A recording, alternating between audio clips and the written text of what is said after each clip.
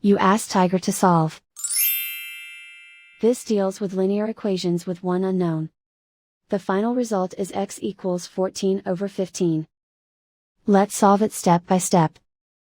Group all constants on the right side of the equation. Add 3 over 5 to both sides. Combine the fractions.